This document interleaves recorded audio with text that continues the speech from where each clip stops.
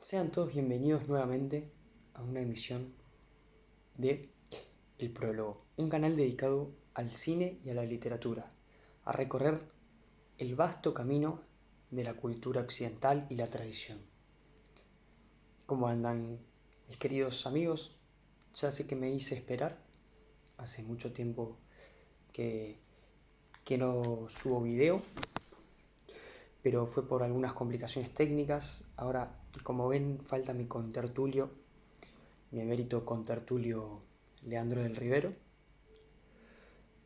porque bueno, nada, empezamos a cursar, a trabajar, y entre trabajar y cursar no pudimos cumplir con la exigencia que yo esperaba, ¿no?, de estudio.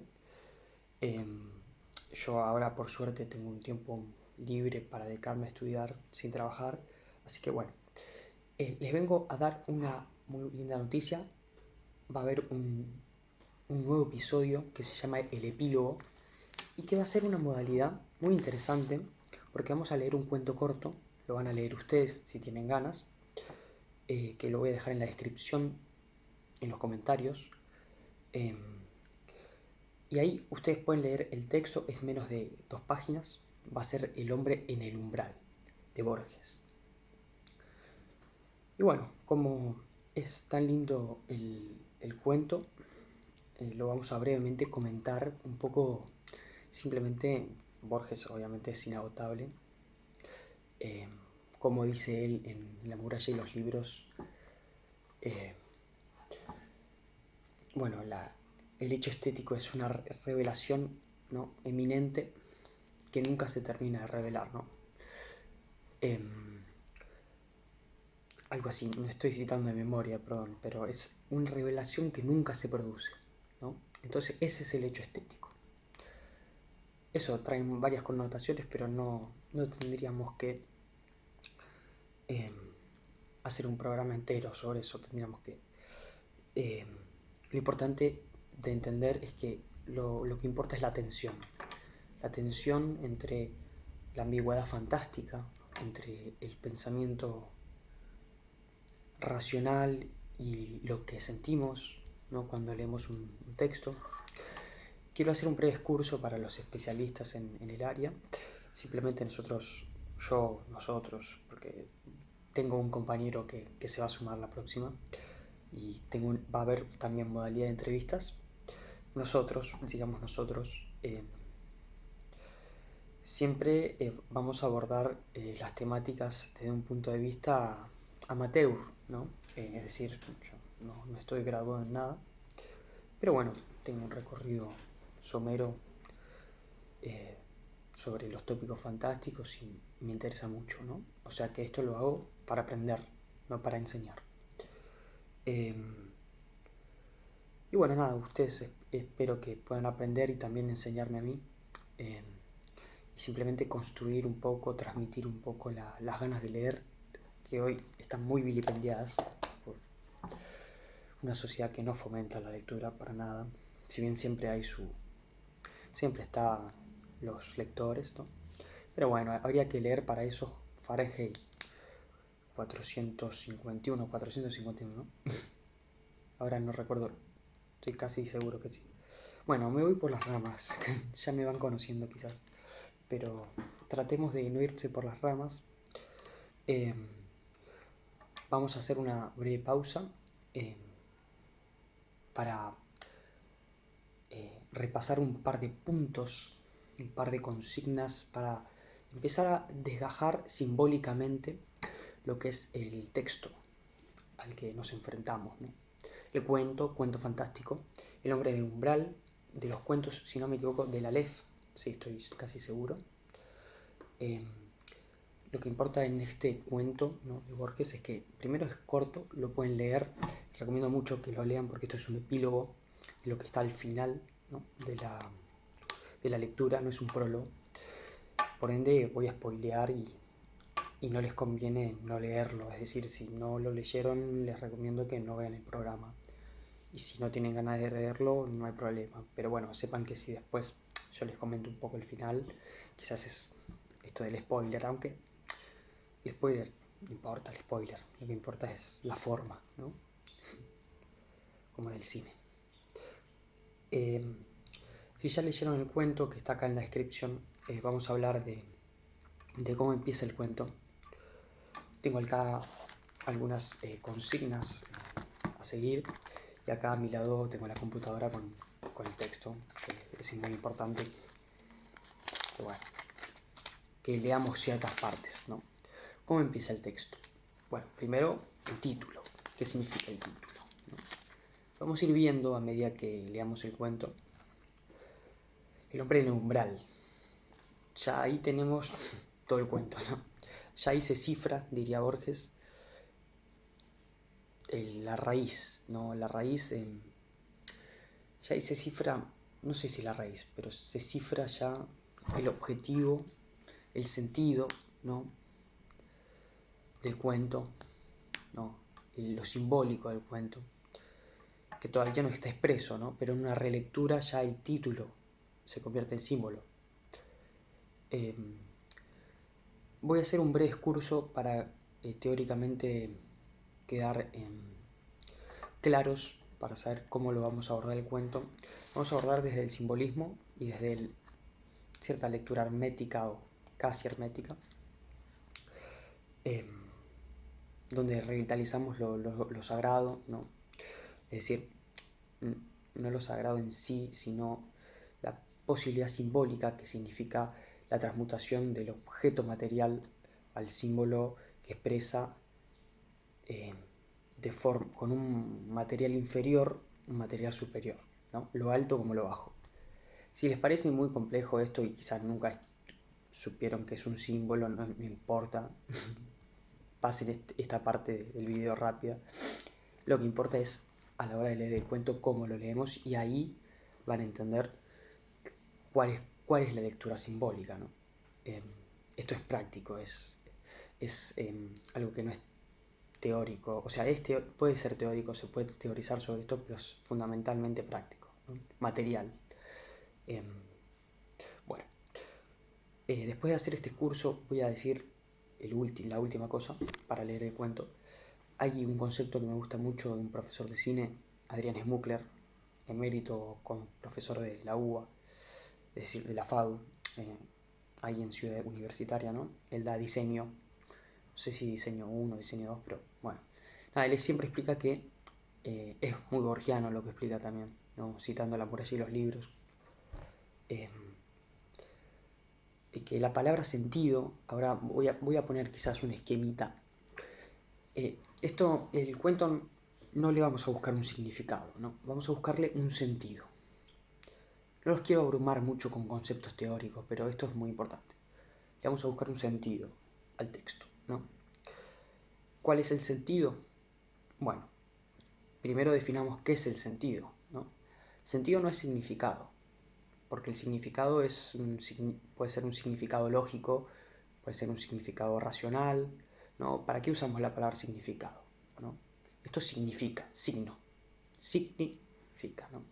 Bueno, el signo refiere a algo, ¿no? Especialmente, ¿no? Yo te asigno un puesto, un solo puesto, uno solo, ¿no? O yo voy a asignar mi destino. Bueno, hay una univocalidad, ¿no? En el signo. No estamos hablando del símbolo, ya sería algo superior, ¿no? Pero bueno, significar, no, sino sentir, ¿no? Que de ahí viene la palabra sentido. En realidad hay un caldo semántico, diría el profesor Mainero de latín, que, bueno, esto hay que explicarlo también, no quiero extenderme mucho, pero las etimologías históricas de la ciencia histórica y profana no son lo mismo que las etimologías de la ciencia sagrada o el rastreo de las palabras con respecto al símbolo sagrado, ¿no? ¿Qué quiere decir esto? Que sentido, cuando yo digo a esta película no le encuentro un sentido, ¿qué estoy diciendo? Bueno, principalmente no le encuentro eh, en el término de más literal o más lógico, no encuentro un sitio, no entiendo nada, no entiendo nada. Es decir, no sé para dónde va. Eso también definiría el sentido, ¿no? Yo digo, me paro en la calle y digo, ¿en qué sentido tengo que caminar para llegar Tames y Triunvirato, como la milonga de Borges. Bueno, tengo que caminar sentido hacia el frente o hacia atrás, ¿no? Entonces hay una direccionalidad, una espacialidad, un sentido que esa direccionalidad, esa espacialidad hacia donde uno va, adquiere una orientación, o sea, uno se orienta en calidad de ir hacia un lugar, de dirigirse, ¿no? De implicar un sentido en lo que uno está narrando, ¿no? O viendo, o pensando, o sintiendo, que eso es lo principal, ¿no? Porque el sentido es lo que pasa primero por el corazón, ¿no? No quiero ser muy enrollado, que generalmente lo soy, pero no. Entonces son estas tres acepciones. Sentido, porque primero se siente, no tiene que pasar por la racionalidad. Cuando nosotros vemos una película la sentimos, no la estamos racionalizando, no, la sentimos. Después podemos racionalizarlo. La sentimos. Ese sentido implica que si la sentimos tiene una dirección, un sentido, un lugar hacia donde va, ¿no? Y también tiene en esa direccionalidad implica una orientación, ¿no? Se orienta el espacio y a la vez se orienta esta categoría, no sé si diría temporal, ¿no? O sentimental, intuitiva, ¿no? Que es con lo que, bueno, Platón ya, no sé si la intuición, pero los filósofos se encargaron bastante de hablar de la intuición y del conocimiento de la verdad. Pero no quiero abundar en temas eruditos. Entonces, sabiendo esto, y no damos más vueltas, vamos al primer párrafo. Vamos a leer algo muy breve, que es el primer párrafo, lo pueden leer conmigo, están en la descripción del cuento. Dice así: El hombre en el umbral, Jorge Luis Borges, Bioy Casares, trajo de Londres un curioso puñal de hoja triangular y empuñadura en forma de H, ¿no? Nuestro amigo Christopher Dewey del Consejo Británico dijo que tales armas eran de uso común en el Indostaní. Ese dictamen lo alentó a mencionar que había trabajado en aquel país, entre las dos guerras, ultra auroram et gangen. Recuerdo que dijo en latín equivocando un verso de Juvenal. De las historias que esa noche contó, me atrevo a reconstruir la que sigue. Mi texto será fiel. Líbreme, Alá, de la tentación de añadir breves rasgos circunstanciales o de agravar con interpolaciones de Kipling el cariz exótico del relato. Este, por lo demás, tiene un antiguo y simple sabor que sería una lástima perder. ¿Acaso el de las 1001 noches? ¿Qué tenemos acá? Bueno, principalmente un narrador, ¿no? No me quiero meter en primera persona, segunda persona, tercera persona, porque eso es ya propio del área de la literatura y del que estudia, ¿no? Tenemos un narrador que viene y nos dice: Bioy Casares, mi amigo, me trajo un puñal en forma de H. Christopher Dewey es el que trae el puñal, ¿no? Del Consejo Británico. Atenti, del Consejo Británico. Ya sabemos más o menos políticamente Borges cómo se definía, ¿no? Dijo que tales armas era de uso común en Indostaní, ¿no? Oriente. Bueno, habla de dos guerras, ¿no? Ultra auroram et gangen, ¿no? Próximo sería, no quiero traducir mal, pero sería próximo a la aurora o al Ganges, después de la aurora del Ganges, hacia la aurora, ultra, ¿no? Lo voy a traducir literal porque no quiero en esto equivocarme. Ya les digo.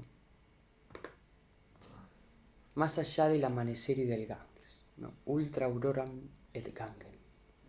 Bueno, ahí ya tenemos algo muy complejo, ¿no? ¿Por qué Christopher Dewey del Consejo Británico, en vez de dar un dictamen sobre las dos guerras, habla de lo que está más allá del amanecer y del Ganges? ¿Qué significa eso, el más allá?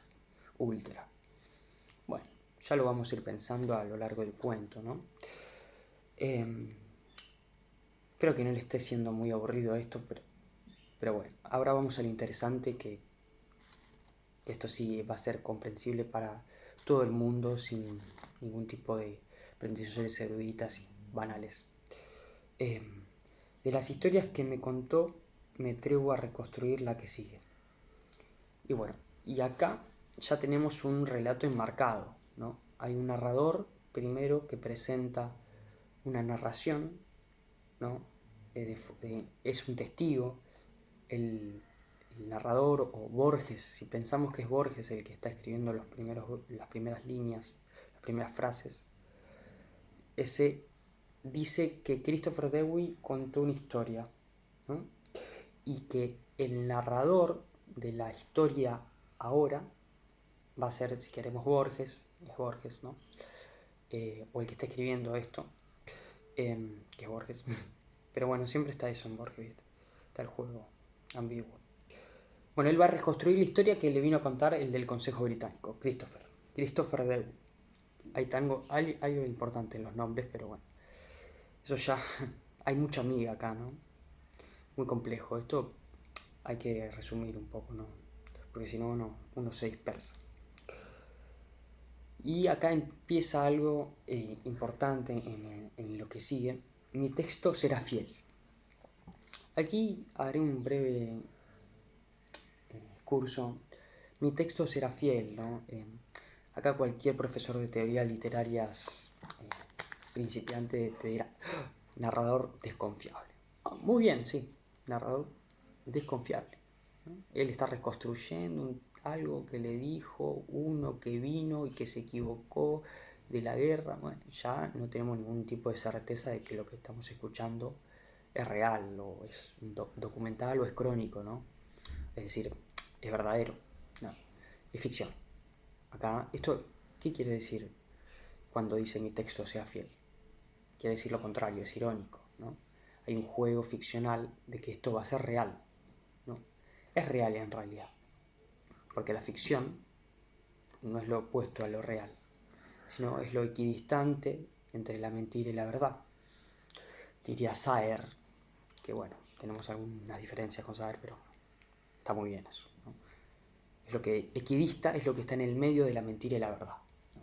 Entonces eso ya abre un panorama intenso, interesante. No es ni verdad ni mentira, es imaginación, es ficción. Imaginación en el sentido más profundo de la palabra, ¿no? Es ficción, ¿no? Bueno, Aristóteles decía que la poética servía mejor para conocer el mundo que otras disciplinas más racionales, ¿no? Pero bueno, eso ya es harina de otro costal, aunque viene muy a cuento. Entonces, ¿qué quiere decir acá? Líbreme Alá de la tentación. Esto podría sonar un poco raro, pero un poco incorrecto políticamente. Líbreme Alá, el Islam, ¿no? Si vamos a Cervantes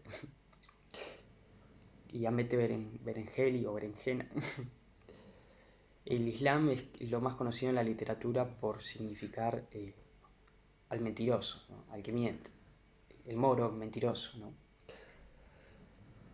Así que bueno, es gracioso, es irónico acá, pero bueno, es un chistecito. De Borges, que lo lúdico siempre es muy importante. Borges lo gracioso, pero lo lúdico entendido como lo lúdico, el juego metafísico.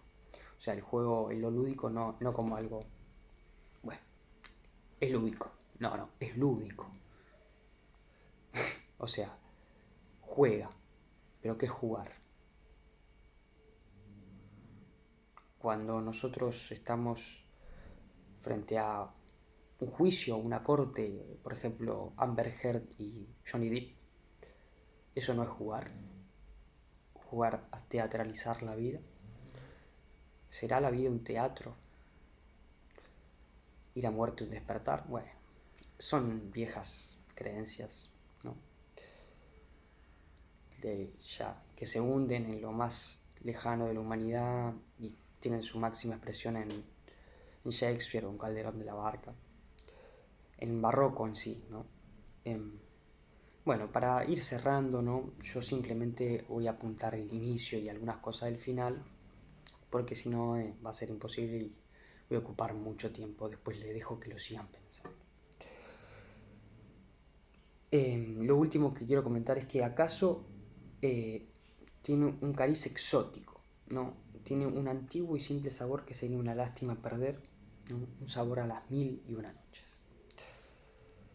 ¿Qué significa esto? Bueno, como ya llegaron al final del cuento y lo leyeron, es interesante hacerse desde este punto, ¿no? La pregunta sobre dos temas. Los tengo anotados acá para no confundirme. Dos temas. Uno, ¿no? Es el marco. Es el marco que es muy importante. Acá dice el narrador específicamente, habla en un momento de que no importa el marco, que esto podría pasar en cualquier lugar del mundo. Bueno, acá hay que desconfiar también, ¿no? Acá no hay que creerle al narrador porque está hablando de la colonización, ¿no? Del imperialismo. El texto aborda como tópico principal, entre otros, como el fantástico, la narración, la credibilidad, aborda lo que es la justicia, ¿no? Por eso tiene sus relaciones estrechas con Fuente Ovejuna, que es un texto que trataremos próximamente. Bueno, para no irme por las ramas, son países que son colonizados, ¿no? Por la colonia británica. Nosotros, Buenos Aires, ¿no? No por los británicos, sino por los españoles. En realidad es discutible que esto haya sido una colonización, es decir, nosotros somos españoles, españoles mestizos, ¿no? Pero es discutible que nosotros hayamos colonizado a los indios, o a los, claro, sí, a los aborígenes, porque esto era un imperio, no era un imperialismo como en Inglaterra, pero igual, acá está la relación, ¿no? De India como un lugar desorganizado, un lugar que no tiene ley, que hay una ley tradicional, bueno, nada, termina definiendo esto un loco, una ley que no es burocrática, una ley del pueblo, una ley, ¿cómo decirlo? Un contrato, no un contrato social, no citemos a ese filósofo, por favor, sino que hay establecidos ciertas tradiciones, ciertos pactos que hacen que prospere la ley y que sea efectiva, sin necesitar un código penal, sin necesitar un, eh, una constitución. Bueno, no hace falta escribir la ley en estos países como India, por lo menos en donde lo está situando, en el contexto temporal y espacial que lo está situando. La comunidad, si necesita justicia y se ve apaleada por el colonizador, se puede organizar como en Fuente Ovejuna y hacer justicia propia, ¿no? Legítima justicia propia. Y justicia moral, es decir, moralmente hablando, más allá de que no esté organizada burocráticamente y racionalmente. Por eso es loco. Bueno, ¿y qué tiene que ver esto con Buenos Aires? ¿Por qué en algún momento se confunde el espacio y el tiempo en el cuento? ¿Por qué? Bueno, la respuesta es muy compleja, ¿no? Pero también simple, no sé si es muy compleja, pero tiene varias cosas, ¿no? Principalmente Borges era casi un anarcocapitalista, no lo quiero blasfemar, ¿no? Pero digo, él era anarquista, ¿no? Y sus tendencias eran unitarias, casi diría liberales. Él decía que con la colonización, o sea, el imperialismo y la colonización mental o esto de la conquista, ¿no? Si todo el mundo hablase inglés y español, se acabaría el imperialismo y sería la mejor manera para acabar con el colonialismo, ¿no? Bueno, esto es muy relativo, yo que soy nacionalista y católico, bueno, y encima es peronista. Bueno, no, creo en la pluralidad, creo en el nacionalismo de inclusión, creo en que una lengua es una manera de ver el mundo y no se puede perder. Es decir, si se pierde una forma de ver el mundo. Si nos reducimos a dos lenguas, primero sería un ideal, sería pensar, volver al estado paradisíaco, donde la lengua era una, ¿no? Sería no aceptar el estado babélico de la Torre de Babel, ¿no? En el que ha caído el hombre, no aceptar la caída, pensar que el mundo puede manejarse en dos lenguas, bueno, es utópico, ¿no? Pero bueno, no importa. El nacionalista siempre va a abogar por la protección de las culturas, ¿no? El liberal reaccionario, en el caso de Borges, porque no es un liberal a la violeta, liberal reaccionario generalmente con el tema del lenguaje va a abogar a unificación, a la globalización, no al proteccionismo. Y bueno, eso es discutible. Para cerrar y ir cerrando, hay una de las preguntas que nos tenemos que hacer que es muy importante. Vamos a leer un parrafito más. Espero no aburrirlos mucho con esto, discúlpenme que sea tan, quizás sea tan verborrágico con cosas que bueno, que quizás son banales, ¿no? Con temas eruditos, citando autores. Perdón, ese es un poco los yates de los profesores de literatura. Bueno, hagamos una pausa para ver qué es lo que podemos citar, ¿no?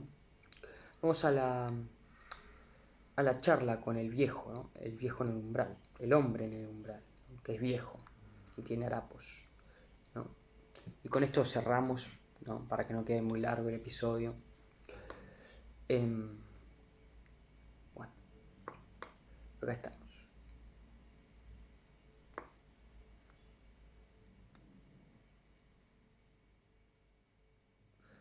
Bueno, cito una cosa muy chiquita y la comentamos. Vamos a preguntarnos ahora quién es el hombre en el umbral, o sea, quién es el narrador de la historia. ¿Quién está narrando la historia? ¿La está escribiendo Borges? Sí, eso sí, la está escribiendo Borges porque es el autor, ¿no?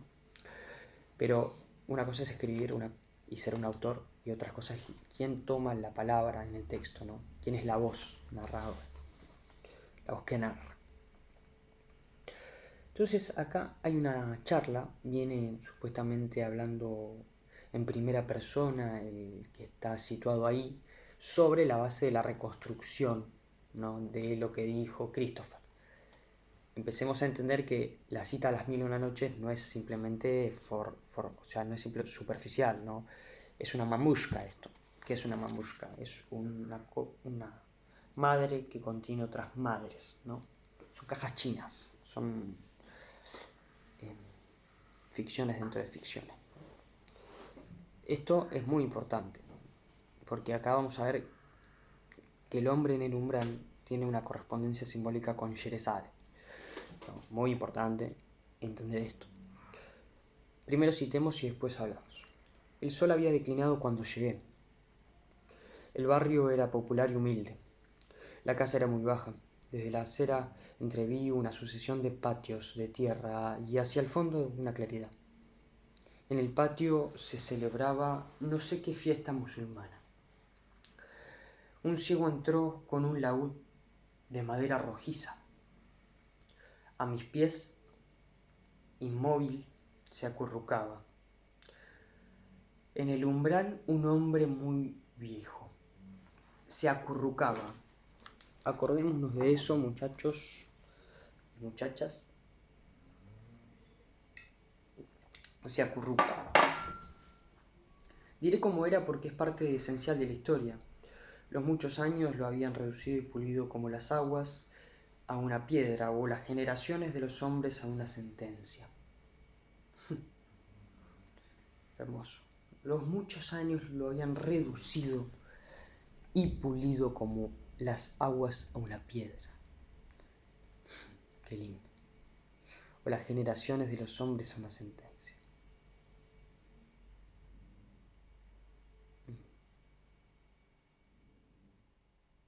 No me hace acordar a esa sentencia hermosa.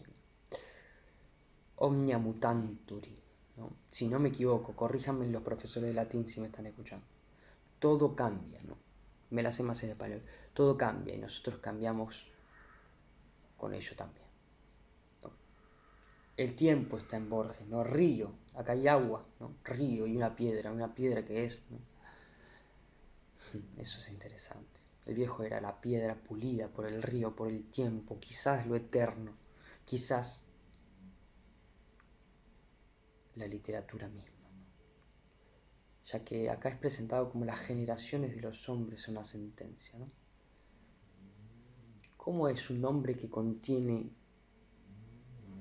muchos años y que contiene algo que, a pesar del tiempo y las aguas, es pétreo? Pero piedra en el mejor sentido, no es fósil o museístico, ¿no? Sino que hay algo eterno, hay un núcleo duro. Esto es simbólico interpretativo, es lo que yo estoy pensando ahora que lo leo y que lo pensé también. Pero bueno, se puede discutir. Pero bueno, hay algo que sobrevive, ¿no?, a esas aguas del destino. Dice Unamuno, no estaría mal citarlo, ¿no? Nocturno el río de las horas fluye desde su manantial, que es el mañana eterno, y en sus negras agua huye mi ilusión harto temprano. Bueno, para dejar de abundar en sentencias y eruditas o banales que no vienen al caso, ya lo habrán leído, no quiero leerlo todo porque si no vamos a estar acá una hora. Después sigan leyendo, ¿no? Sigan leyendo, sigan analizando. Y bueno, pregúntense primero, después de leerlo todo o haberlo releído, ¿quién es el hombre en el umbral? ¿No? Y con esta pregunta vamos a cerrar, ¿no? El hombre en el umbral es el viejito, ¿no? Puede ser también Borges el hombre en el umbral, ¿no? No hablamos de Glencairn, que bueno, Glencairn es el colonizador, ¿no?, contra el que se opone la justicia. Pero bueno, tiene tantas complejidades y tantas aristas este texto que bueno, poco podremos hacer en 30 minutos. Y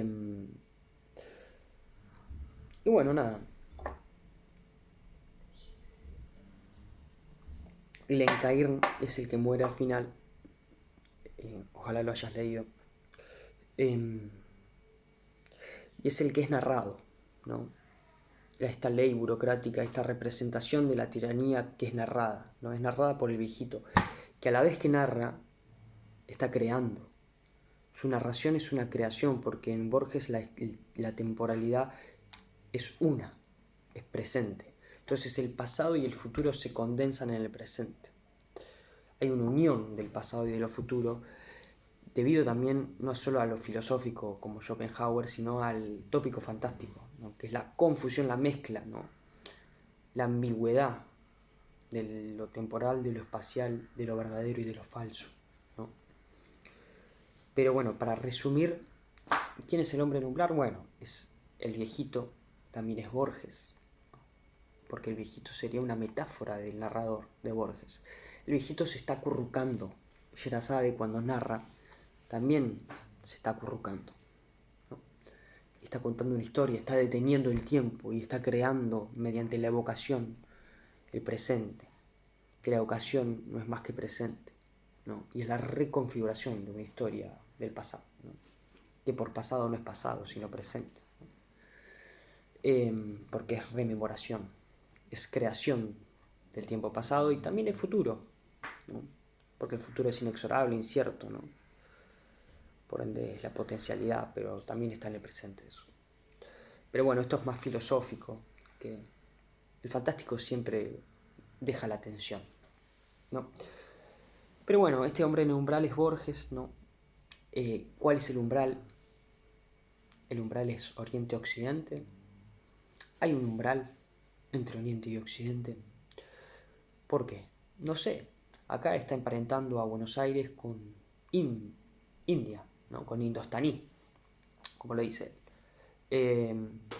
¿Qué significa esto? Que bueno, que tienen algo en común, que es la organización, te diría, no de la barbarie, sino, bueno, sí, no civilizada, no burocrática de la ley. Es decir, Glencairn es un bárbaro civilizado, ¿no? Y ellos son es un bárbaro civilizado, ¿no? Ellos son bárbaros, pero comportan una civilización que no es analogable a la burocracia, sino a lo moral, a lo tradicional, a la norma contra el tirano, al fuero que tiene el pueblo por derecho natural, a la justicia, que es de lo que trata el texto, casi diría filosóficamente hablando, ¿no? ¿Qué es la justicia? ¿Cómo se hace la justicia? ¿No? Por un código penal, por una constitución, por un rejunte de leyes abstractas, no sé, habría que pensarlo. Ya lo pensaremos en Fuente Ovejuna, el programa que vamos a sacar próximamente con mi compañero Alejo. Bueno, hasta aquí voy a decir una breve cosa más para no bombardearlos el primer programa. Me extendí ya mucho, pido disculpas, tenía pensado hacer 20 minutos, 25, pero bueno, me dejé llevar. Una vez leído el texto, se urge la necesidad de volverlo a leer, ¿no? Y una vez que uno vuelve a leerlo, si bien lo simbólico ya se hace presente o, claro, sí, presente porque en el sentido de regalo, ¿no? Ya se hace posibilidad en el momento de que terminamos de leer el cuento y lo leemos todo, ¿no? Ya al final, ya el símbolo se configura en la lectura, sin que haya una relectura. Ahora, si nosotros hacemos la relectura, ¿no? Vamos a poder ingresar a esa maraña, no. Sí, maraña simbólica o no. No, maraña no, porque tiene su organización. A esa malla, yo diría, a esa urdimbre simbólica, que como dice mi estimado Porrini, se abre en la quinta lectura, ¿no? De un texto, como mínimo. Se abre en serio, o sea, se abre verdaderamente. Es decir, uno lo puede entender en la tercera lectura, pero la aprehensión del símbolo nunca es total, siempre tiende a la tensión y a la ambigüedad porque el símbolo abre, no cierra como el signo. Por ende, el símbolo adquiere una vitalidad importantísima cuando volvemos a leer el cuento. Volvamos al principio, como Borges lo hace, ¿no? Cuando confunde los tiempos. Vamos al inicio. La palabra hombre tiene una H, ¿no? Y cifra ya una H, ¿no? El hombre, ¿no? Empieza con H. La primera palabra importante, ¿no? Que es hombre, él es muy importante, pero bueno, solo denota que es masculino, ¿no? Hombre es con H. ¿Qué es la H? Dejaré aquí quizás, bueno, ya saben lo que es la H, pero bueno, son dos palos o polos, no, sería más lindo decir polos, dos vectores, ¿no? Que son unidos por una horizontalidad. Dos vectores verticales que son unidos por una horizontalidad. Podríamos pensar en el símbolo del puente, ¿no? Del puente, obviamente, del umbral, ¿no? Porque es lo que está entre el medio. ¿Y qué significa el umbral? El hombre en el umbral, el hombre que está en el medio. El hombre que está en el medio de dos mundos, la civilización y la barbarie, Oriente-Occidente, el pasillo donde está acurrucado el viejito, de un zaguán con tierra, una parra y de una calle. Y ese umbral, ese medio, ¿no? Ese medium, ¿no? Lo que está en el medio, ¿no? Bueno, ahí es donde quizás las cosas se confunden, ¿no? Hay no lo cito de memoria, pero hay una hermosa frase. Esto podría ocurrir en cualquier casa, ¿no? Pero lo que importa es si está edificada en el cielo o en el infierno. Ya ahí tenemos las dos, ¿no? ¿Qué es lo que está en el medio? Es lo difuso, es lo inaprensible, es lo... Bueno, si nos ponemos un poco católicos, lo que está en el medio del cielo o el paraíso, y si me equivoco, por favor, corríjame, no sé mucho de esto, pero está el infierno, el paraíso y suponemos que el purgatorio, ¿no? Que es una estancia media para ascender. para descender. Espero que no. O sea, no creo, gente que profesa la religión católica, bueno. Nada, hoy se entiende que un pecador arrepentido es más importante que alguien sin pecar, ¿no? Es lo que no entiendo los puritanos. Pero más allá de eso, para no abundar y ir cerrando, el H se constituye como símbolo y como es letra, en sí es material, es decir, esa H al principio es una H. Después dice, vio y Casares trajo de Londres un curioso puñal. Habría que entender lo que es el puñal en Borges, ¿no? Hay que ir al poema El puñal. No tenemos tiempo, pero sería muy interesante que lo lean. El puñal de Borges es un objeto que evoca por sí mismo, tiene una materialidad que evoca el asesinato o evoca el coraje o evoca una historia, ¿no? Es un cuchillo, un puñal, ese puñal tiene un poder de acción sobre los humanos, ¿no? Tanto ficción, ¿no? Habría que pensarlo bien, un día podríamos hacer un videito cortito sobre qué es el puñal en Borges. Pero bueno, para terminar, bueno, quédense con esto de la H. ¿Qué es la H? ¿No? Vuelvan a leerlo y saquen sus conclusiones.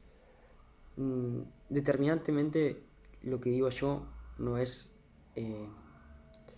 no tiene que ser porque es verdadero. Es fidedigno, es lo que yo pienso sobre el texto. Lo bueno es que haya miles de lecturas, lo bueno es que lo leamos completamente al revés de como yo lo leí. El que quiera, el que le guste criticar lo que yo, mi lectura, ¿no? Pero obviamente con respeto, o ampliar mi lectura, o decirme, che Salva, te equivocaste en esta fecha, en este nombre propio, cuidado que, nada, el programa es muy largo, lo que ustedes quieren comentar. Me encantó el programa, muchas gracias, me gustó poco que no estés con Leandro o con un compañero, solo se hace más difícil, pero bueno, nada, sepan disculpar, ya va a venir un programa con compañero, que es muy importante porque la verdad está en la dialéctica, ¿no? Es discutible eso, pero bueno, la verdad se da... Sí, bueno, Sócrates, ¿no? La verdad, o Platón sería, ¿no? La verdad se construye mediante el diálogo. Construye no, se descubre mediante el diálogo. Pero bueno, para no seguir abrevando en mis yates y en mis análisis con citas que pienso que son importantes, cuando no. Nada, les mando un saludo, un afectuoso saludo. Buenos días para los que están empezando el día. Buenas tardes o buenas noches, en el momento que lo estén sintonizando. Agradezco la difusión, compartan, que se suscriban, que me digan qué pensaron por privado, que me den propuestas o consejos o libros que ustedes quieran que traiga. Esto es una sección aparte, que es el epílogo. Estamos pensando trabajar con Poe, con la Casa Usher, con cuentos de Hoffman, por ejemplo, que es muy interesante con la literatura fantástica. Y también tenemos el tercer vector, ¿no? Del canal, que va a ser la entrevista, ¿no?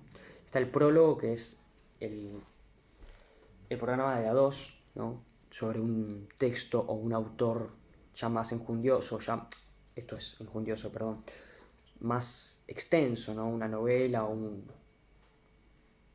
una serie de cuentos, ¿no? Libro de cuentos, antologías.